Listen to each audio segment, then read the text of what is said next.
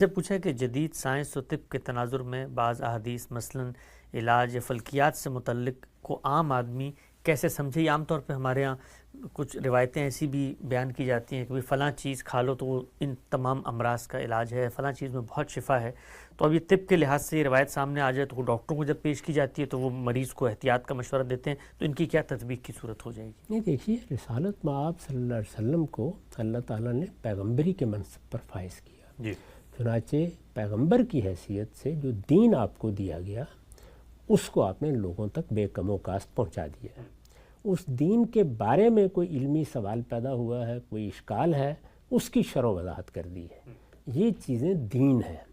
ان کے سوا رسالت مآب صلی اللہ علیہ وسلم بھی عرب میں پیدا ہوئے، آپ کا ایک پس منظر ہے، آپ کی ایک ثقافت ہے، آپ کی ایک معاشرت ہے، اس میں بہت سی چیزیں ہیں جس طرح سے بزرگ بیان کرتے ہیں اس طرح آپ نے بھی بیان کی ہیں۔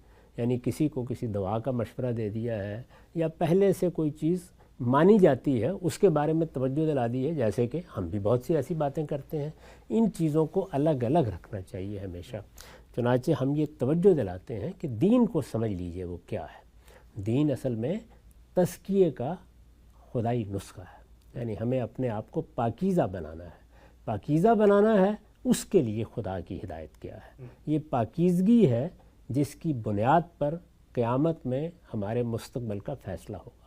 یعنی اللہ کے فردوس میں داخل ہونے کے لیے ہم میں سے ہر ایک کو پاکیزہ ہو کر وہاں بارگاہ خداوندی میں پہنچنا ہے۔ قرآن مجید نے اس بات کو بیان کرنے میں ایسے الفاظ استعمال کیے ہیں کہ ایک عام آدمی بھی ان کو سنے گا تو وہ یہ جان لے گا کہ دین کا مقصد یہی ہے، یہی چیز ہے جو میرے سامنے رہنی چاہیے۔ اس کو سامنے رکھ کے دین کو سمجھیے وہ کیا چیز ہے، تو آپ یہ دیکھیں گے کہ اس میں عبادات ہیں۔ عبادات تو بالکل متعین ہیں، یعنی مسلمانوں میں کہیں بھی آپ چلے جائیں وہ آپ کو بتائیں گے کہ 5 وقت کی نماز فرض ہے، وہ آپ کو بتائیں گے کہ آپ پر روزے رکھنے فرض ہیں۔ عام طور پر ان کو ارکان اسلام کہہ کے بیان کیا جاتا ہے۔ اسی طرح حج ہے، اسی طرح دوسری چیزیں ہیں، تو اس میں تو کوئی سوال ہی نہیں ہے۔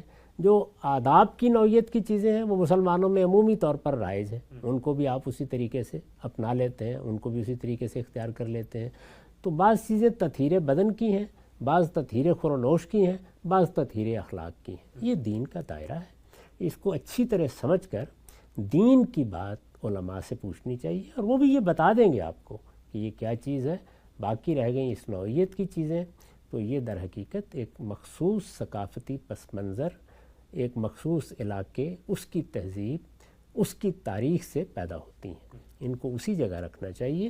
پیغمبر اس لیے نہیں آتے کہ وہ لوگوں کو علاج معالجے کے طریقے بتائیں، وہ جس چیز کا علاج کرنے آتے ہیں وہ ہمارے روحانی امراض ہیں۔ یعنی میرے باطن کے اندر جو ایک شخصیت ہے اس کے ہاں کوئی چیز آلودگی کا ذریعہ نہ بن جائے۔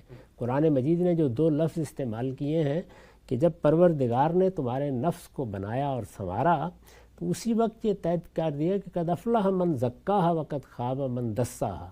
تو تزکیہ ہے جس کو ہمیں حاصل کرنا ہے، اور تجزیہ ہے جس سے ہم کو بچنا ہے، آلودگی ہے جس سے بچنا ہے۔ یہ چیز ہے، اگر یہ پیش نظر رہے اور سامنے رہے کہ ہر چیز میں پاکیزگی اصلاً مطلوب ہے اور یہ دین ہے۔